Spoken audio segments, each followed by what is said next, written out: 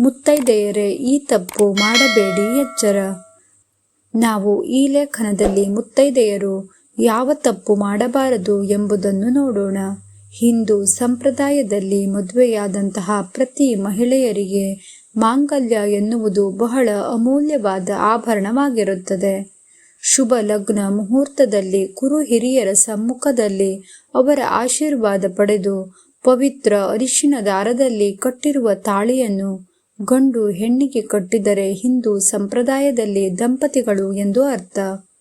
ಮಂಗಳಸೂತ್ರದಲ್ಲಿ ಕರಿಮಣಿ, ಹವಳ, ತಾಳಿಯ ಜೋಡಣೆ ಪತಿಯ ದೀರ್ಘಾಯುಷ್ಯಕ್ಕಾಗಿ ಪತ್ನಿ ಇದನ್ನು ಪ್ರತಿಕ್ಷಣ ಧರಿಸಬೇಕು. ಆದರೆ ಕಾಲ ಬದಲಾದಂತೆ ಮಂಗಳಸೂತ್ರದ ವಿನ್ಯಾಸಗಳು ಧರಿಸುವ ಬಗೆಯೂ ಬದಲಾಗಿದೆ. ಆದರೆ ಮಾಂಗಲ್ಯಕ್ಕೆ ಇರುವ ದೈವಿಕ ಮಹತ್ವ ಮಾತ್ರ ಬದಲಾಗಿಲ್ಲ. ಇಂತಹ ಮಾಂಗಲ್ಯದ ವಿಷಯದಲ್ಲಿ ಸ್ತ್ರೀಯರು ತಪ್ಪುಗಳನ್ನು ಮಾಡುವುದರಿಂದ ಗಂಡ ಹೆಂಡತಿಯ ಮಧ್ಯೆ ಕಲಹಗಳು ಉಂಟಾಗುತ್ತದೆ, ಬಾಂಧವ್ಯ ಹಳಸುತ್ತದೆ. ಹೆಣ್ಣು ಮಕ್ಕಳು ಯಾವಾಗ ಬೇಕೋ ಆವಾಗ ಕತ್ತಿನಿಂದ ತಾಳಿಯನ್ನು ಬಿಚ್ಚಿಡುವ ತಪ್ಪನ್ನು ಮಾಡಬಾರದು. ಶುಕ್ರವಾರ ಮತ್ತು ಮಂಗಳವಾರ ತುಂಬಾ ವಿಶೇಷವಾದ ದಿನಗಳು.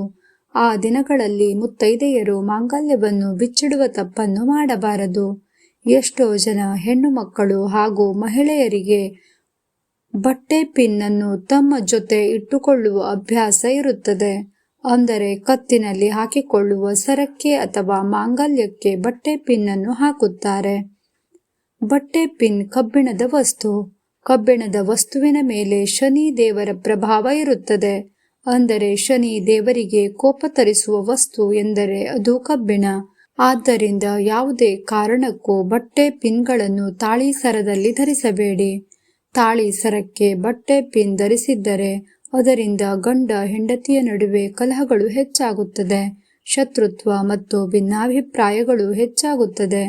ಮಾಂಗಲ್ಯಕ್ಕೆ ವಿಶೇಷವಾದ ಶಕ್ತಿ ಇದೆ. ಅದನ್ನು ಶಿವಶಕ್ತಿ ಸ್ವರೂಪ ಎಂದು ಕರೆಯುತ್ತಾರೆ. ಗಂಡನಿಗೆ ಆಯಸ್ಸು ಕಡಿಮೆ ಆಗಬಾರದು ಎಂದರೆ ಮಾಂಗಲ್ಯದಲ್ಲಿ ಕಬ್ಬಿಣದ ವಸ್ತುಗಳನ್ನು ಹಾಕಿಕೊಳ್ಳಬಾರದು. ಮದುವೆಯಾದ ಗಂಡಸರು ಕೂಡ ಮಾಂಗಲ್ಯಕ್ಕೆ ವಿಶೇಷವಾದ ಗೌರವವನ್ನು ನೀಡಬೇಕು. ಅತ್ಯಂತ ಉದ್ದವಾದ ಮಾಂಗಲ್ಯ ಸರವನ್ನು ಹಾಕಿಕೊಳ್ಳಬಾರದು.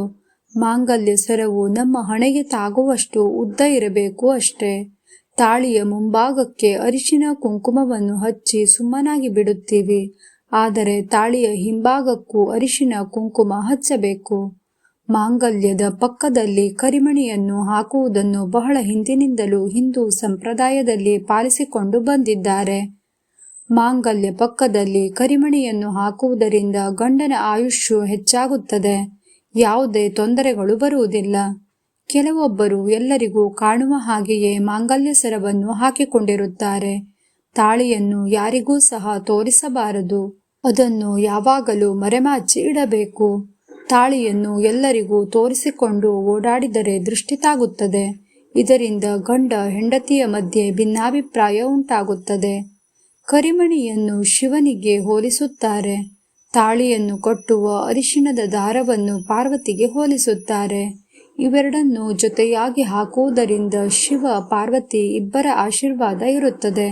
ಜೊತೆಗೆ ಇವರ ವೈವಾಹಿಕ ಜೀವನವು ಶಿವ ಪಾರ್ವತಿಯರಂತೆ ಇರಲಿ ಎಂಬ ಉದ್ದೇಶದಿಂದ ಮಾಂಗಲ್ಯದಲ್ಲಿ ಕರಿಮಣಿ ಹಾಕಬೇಕೆನ್ನುತ್ತಾರೆ. ಕರಿಮಣಿಗಳು ಶನಿ ಗ್ರಹದ ಸಂಕೇತವಾಗಿದೆ.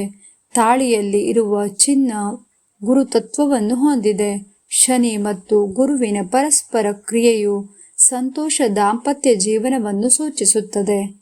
ಕೆಲವರು ತಾಳಿಯ ಪಕ್ಕದಲ್ಲಿ ಕರಿಮಣಿಯನ್ನು ಹಾಕಿಕೊಂಡರೆ ಕಷ್ಟಗಳು ಹೆಚ್ಚಾಗುತ್ತವೆ ಎಂದು ಹೇಳುತ್ತಾರೆ. ಆದರೆ ಸತ್ಯ ಏನೆಂದರೆ ತಾಳಿಯ ಪಕ್ಕದಲ್ಲಿ ಕರಿಮಣಿಯನ್ನು ಹಾಕಿಕೊಳ್ಳಲೇಬೇಕು. ಮಂಗಳಸೂತ್ರವನ್ನು ಧರಿಸುವುದರಿಂದ ರೋಗ ನಿರೋಧಕ ಶಕ್ತಿ ಹೆಚ್ಚುತ್ತದೆ. ದೇಹದಲ್ಲಿ ರಕ್ತದ ಹರಿವನ್ನು ನಿಯಂತ್ರಿಸುತ್ತದೆ. ರಕ್ತದೊತ್ತಡ ನಿಯಂತ್ರಿಸುತ್ತದೆ. ಮಹಿಳೆಯರ ದೇಹದ ಎದೆಯ ಭಾಗದಲ್ಲಿರುವ ಉಷ್ಣತೆಯನ್ನು ಹೀರಿಕೊಳ್ಳುತ್ತದೆ. ಫ್ರೆಂಡ್ಸ್, ಈ ಮಾಹಿತಿ ಹೇಗನಿಸ್ತು ನಿಮಗೆ? ಇಷ್ಟವಾದರೆ ಲೈಕ್ ಮಾಡಿ, ಕಾಮೆಂಟ್ ಮಾಡಿ, ನಿಮ್ಮವರಿಗೂ ಸಹ ಶೇರ್ ಮಾಡಿ. ಇನ್ನೂ ಹೆಚ್ಚಿನ ಮಾಹಿತಿಗೆ ಚಾನೆಲ್ ಅನ್ನು ಸಬ್ಸ್ಕ್ರೈಬ್ ಆಗಿ. ಇಷ್ಟೊತ್ತು ಈ ವಿಡಿಯೋವನ್ನು ನೋಡಿದ್ದಕ್ಕಾಗಿ ತುಂಬಾ ಧನ್ಯವಾದಗಳು.